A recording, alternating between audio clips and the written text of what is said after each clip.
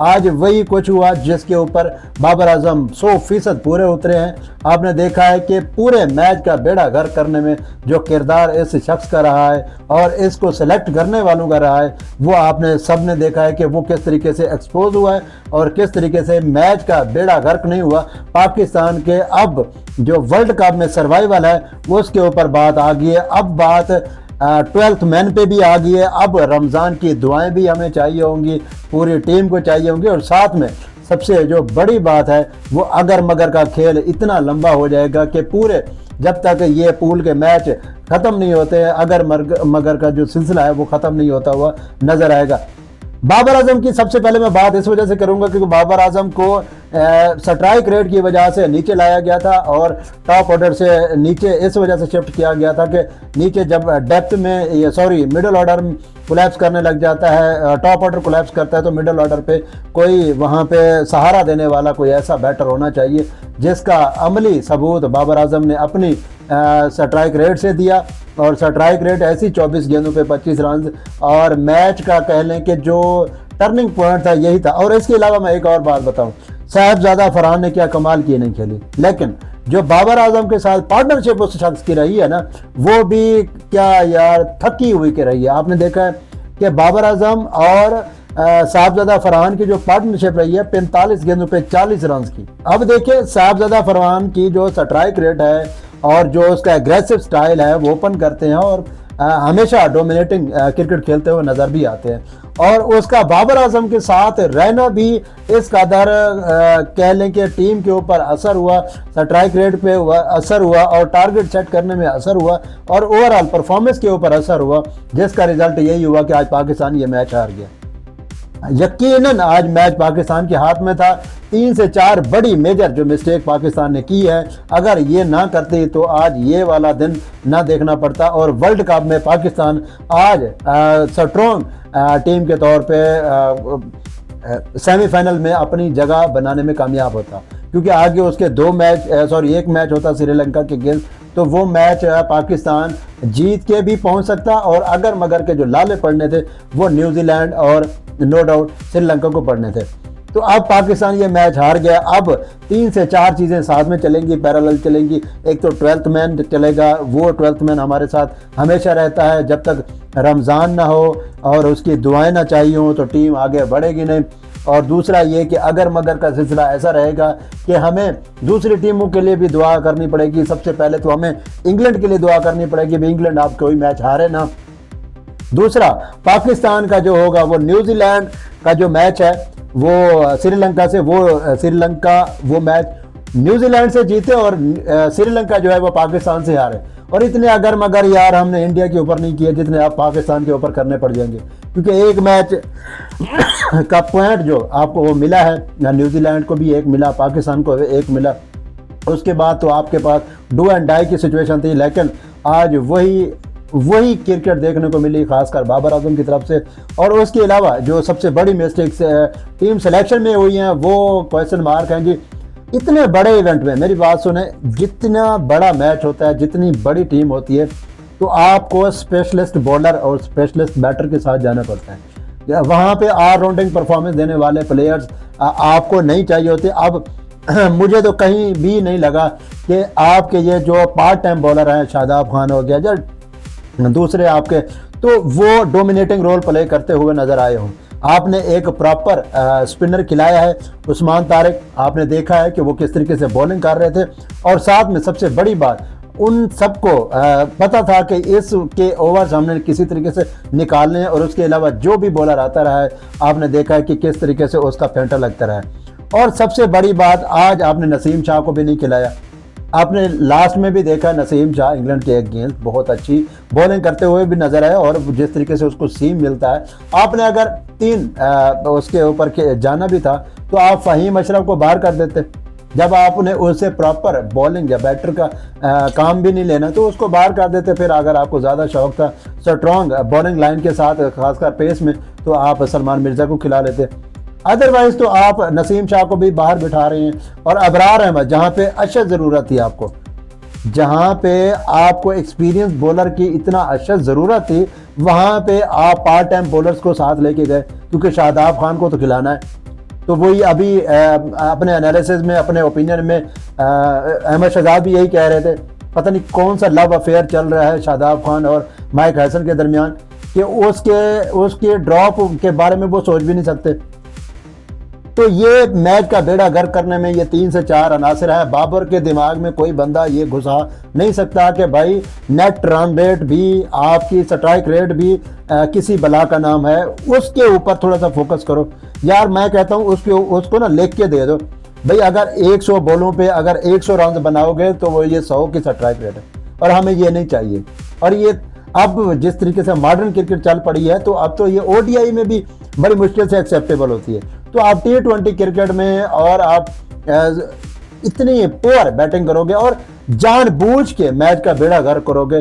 तो अब देखिए 105 पे 3 आपके खिलाड़ी आउट थे, उसके बाद फिर आपकी लाइनें लग गई। अब जैसे ही बाबर निकले या दूसरे आउट हुए, तो आपने देखा है कि लाइंस ऐसी लगी कि पाकिस्तान के लिए 150 करना मुश्किल हो गया। ये तो 2-3 ऐसे हमें बाउंड्रीज मिल गई, जिसके बाद आप 160 प्लस पे चले गए। तो यहाँ पे अब तकरीबन पाकिस्तान का खाता, भाई सीधी बात है, क्योंकि गोल हो गया। अब 3 से 4 चीज़ें पैरेलल चलेंगी, अगर मगर एक्सट्रीम लेवल का चलेगा। आपका 12th मैन मतलब रमज़ान में दुआओं का सिलसिला ज़रूर चलेगा, और हमें 92 के वर्ल्ड कप की पता नहीं क्या क्या चीज़ें बताई जाएंगी कि अब उसमें भी मैच में बारिश हुई थी, और उसके बाद भी पाकिस्तान की ये सूरत हाल हो गई थी, और उसके बाद नेट रन रेट पे बात आ गई थी, और पाकिस्तान इस बेस पे आगे क्वालिफाई कर गया था। तो पता नहीं क्या क्या, कभी मेरिट पे जाओगे आगे, कभी आप ये कहोगे भाई हमें आप दुआओं की ज़रूरत नहीं है, अब हम इतना खेल के आए हैं और इतना परफॉर्म करके आए हैं, इतना मेहनत करके आए हैं, इतना दिमाग से खेला है, वो टीम सेलेक्ट की है कि अब हम अपनी गेम से आपको साबित करेंगे, जान लटका के रखेंगे। उसके बाद रिजल्ट वही आएगा जो आपके सामने है। 2 विकेट से आप हारे हैं और वर्ल्ड कप से तकरीबन बाहर के करीब हैं। तो ये अब मिसालें, अब एक और सीनियर सपोर्ट्स एंकर उनको ज़रा शेल्टर कर रहे थे, मैंने उनका सुना, तो मैं यहाँ पे नाम उनका नहीं लेना चाहूँगा, क्योंकि वो भी हमारी बरादरी के बंदे। वो कह रहे थे कि यार देखिए अब ऑस्ट्रेलिया भी तो बाहर चला गया, ऑस्ट्रेलिया भी तो बाहर हो गया। ओ भाई, जितना दुनिया के पास वर्ल्ड कप है ना, उस अकेली टीम के पास है। इस दफ़ा वो अनफॉर्चुनेट ज़रूर रही है, लेकिन उसकी टीम कॉम्बिनेशन अभी भी, उसको अगर चांस मिल जाता है, मैं कहता हूँ वर्ल्ड कप ले जाएगी। अनफॉर्चुनेट रही है वो, ये नहीं है कि उनकी टीम सिलेक्शन सही नहीं थी, उनकी गेम अच्छी नहीं है, उनके अंदर वो चीज़ नहीं है या वो सेंस नहीं है। वो अपनी प्योर 11 साइड के साथ उतरते रहे हैं, और उनके top class bowlers, top performers और टॉप सिलेक्शन के ऊपर वो टीम आई थी। अनफॉर्चुनेट ज़रूर रही है, अदरवाइज़ ये टीम वो टीम है जब कोई भी बड़ा इवेंट होता है तो वहाँ पे ये परफॉर्म करती हुई नज़र आती है। तो लिहाजा इस तरह से बात ना करें, जो मेन एजेंडा है उसके ऊपर फोकस करें कि पाकिस्तान टीम अब ये अगर मगर की कहानियों से कैसे निकले। अब देखिएगा, अब लास्ट मैच आपका रहता है, जो मर्जी आप कर लें, चाहे दुआएं दें चाहे बाद दुआएं दें, आपको अबरार भी नज़र आएगा टीम में, आपको नसीम शाह भी नज़र आएगा, आपको शाहीन शाह अफरीदी भी नज़र आएगा, और ये मेजर आप चेंजेस करने पे मजबूर हो जाएंगे। अब चाहे जितना भी आप कहें कि नहीं यार इनको नहीं होना चाहिए, इन्होंने अंदर डालना ही डालना है, ये टीमें ज़रूर, ये जो प्लेयर्स हैं अब प्लेइंग 11 का हिस्सा होंगी। अब क्या फ़ायदा, अब ये आपने ये सिलेक्शन कर भी ली ना, उसके बाद 2 जो और चीज़ें हैं वो भी तो साथ में हमने करनी है, वो है दुआएं। जी रमज़ान है, दुआएं कर रहे हैं, 12th मैन भी साथ चलेगा, और उसके साथ साथ अगर मगर भी साथ चलेगा। उसके बाद पाकिस्तान की टीम अगर बाई चांस, बाई लक और पता नहीं क्या क्या करेंगे तो फिर आगे जाएगी। तो ये जी आज के मैच के हवाले से इंतहाई दिल टूटा। अच्छा, यहाँ पे इंग्लैंड के कैप्टन को आपने देखा किस तरह से इनिंग के लिए 51 गेंदों पे 100 रन कंप्लीट किया। अगर वो लास्ट बॉल पे अपनी पे आउट ना होते तो वो देखिए 200 प्लस की स्ट्राइक रेट के साथ खेला है उन्होंने। और ये होती है cricket, proper cricket, professional cricket, dominating cricket और सेंसिबल क्रिकेट। जिन ओवर्स को उनको पता था कि इनको मैंने कैसे खेलना है, उन्होंने उस्मान तारिक को आपने देखा है कि तकरीबन उसके सारे ओवर उसने खेले। उसके बाद जो भी आता था उसको पता था इसी में से मैंने सारी अपनी कसर निकालनी है।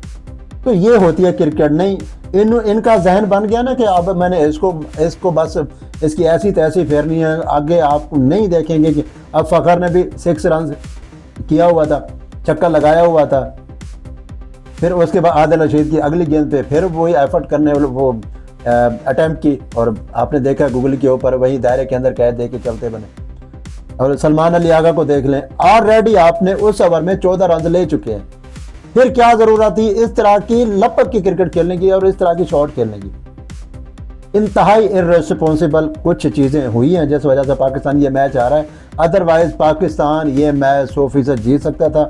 ये जो 20 से 25 रन बाबर की वजह से और इस तरह की स्ट्राइक रेट की वजह से जो पाकिस्तान का कम हुआ है वो मेजर वजह है पाकिस्तान की इस हार की। और उसके अलावा टीम सिलेक्शन के ऊपर जो दो चीज़ें दो प्लेइंग 11 का हिस्सा होने चाहिए थे वो ज़रूर होते, तो ये स्कोर भी आपका डिफेंडेबल हो सकता था। अगर यहाँ पे अबरार प्लेइंग 11 का हिस्सा होते और नसीम शाह भी प्लेइंग 11 का हिस्सा होते तो नो डाउट ये भी जिस तरह से मैच सिचुएशन हो गई थी। शाहीन शाह अफरीदी को आपने देखा है कि अर्ली ऑन वो ब्रेक थ्रू दिलवाते हैं और उन्होंने वो ब्रेक थ्रू आपको दिए। और आपने देखा अनइवन बाउंस भी हो रहा था और सही बैट पे बॉल आ भी नहीं रही थी और उसका एडवांटेज हमें भी हुआ और हम लकीली वो विकेट अर्ली ऑन लेने में भी कामयाब हुए। मतलब जो आपका फर्स्ट प्लान होता है अर्ली ऑन ब्रेक थ्रू दिलवाने का तो वो भी आपके पास है, लेकिन उसके बाद आप मैच में ऐसे कोई आपके हाथ पैर फूले कि एक बॉलर आ रहा है वो अच्छा अपना स्पेल करके जा रहा है, अपना अच्छा ओवर करके जा रहा है और जो अगला बॉलर है वो उसके ऊपर इतना कॉन्फिडेंट ही नहीं है। और यहाँ पे मैं एक बहुत बड़ी बात ऐड करना चाहूँगा। आपने देखा होगा कि इंडिया के अगेंस्ट 12.5 की आपने देखा है कि इकोनॉमी के साथ अबरार अहमद ने स्कोर दिया कंसीड की, तो उसको ड्रॉप किया गया और जिस बंदे ने 1 ओवर किया 17 रन कंसीड किए वो आज प्लेइंग 11 का हिस्सा था। इसमें ना पाकिस्तान की टीम में सबसे बड़ी जो मेजर मैं कहता हूँ वजह है ना वो फेयर एलिमेंट है। आपको प्लेइंग 11 में 8-9 तक बैटिंग चाहिए और 7-8 से आपको करीब आपको बॉलर चाहिए। मेरे भाई 11 के 11 बॉलर ले जाओ और 11 के 11 बैटर ले जाओ, फिर भी आपका ये डर ख़त्म नहीं होगा। प्रॉपर क्रिकेट खेलो भाई, प्रोफेशनल क्रिकेट खेलो, प्रॉपर बैटर डालो। मैं कहता हूँ कि 7 आप प्रॉपर बैटर डालो, कोई खिचड़ी बनाने की ज़रूरत नहीं है, कोई ऑलराउंडर डालने की ज़रूरत नहीं है। 4 आप प्रॉपर के प्रॉपर आप बॉलर डालो, 1 ऑलराउंडर डालो, बस बात खत्म। एक तरफा आपके रिजल्ट चेंज हो जाएंगे। जब आप यहाँ इतना फेयर एलिमेंट, अब पीछे अगर कोई फहीम वो हो गया, शादाब हो गया, आप उसके ऊपर रिलाय कर सकते हैं। ठीक है आज वो 23 रन खेल गए हैं 11 गेंदों पे, उसके ऊपर अगर मैच सिचुएशन ऐसी हो आप उसके ऊपर रिलाय कर सकते हो कि वो ऐसी हिट कर जाएगा या ऐसी नहीं खेल जाएगा कि वो मैच विनिंग हो जाएगी। लीग क्रिकेट और ये इंटरनेशनल क्रिकेट में ज़मीन आसमान का फ़र्क है। प्रेशर की बात की जाए या ओवरऑल परफॉर्मेंस की बात की जाए तो लिहाजा ये चंद चीज़ें हैं। तो पाकिस्तान अगर इसके ऊपर काम करे तो फिर जाके कोई बेहतरी की उम्मीद है। अदरवाइज़ ये सारी ज़िंदगी हम जब तक ज़िंदा हैं यही अगर मगर देखेंगे। कभी हम सिलेक्शन के ऊपर सवाल उठाते हैं तो कोई किसी के कानून तक जून तक नहीं रेंगती कि यार किसी का मशवरा ही ले लें, किसी दूसरे से भी पूछ लें। ये तो था आज का पोस्ट मैच, क्या कहें हम। मिलते हैं नेक्स्ट प्रोग्राम के साथ। अल्लाह ने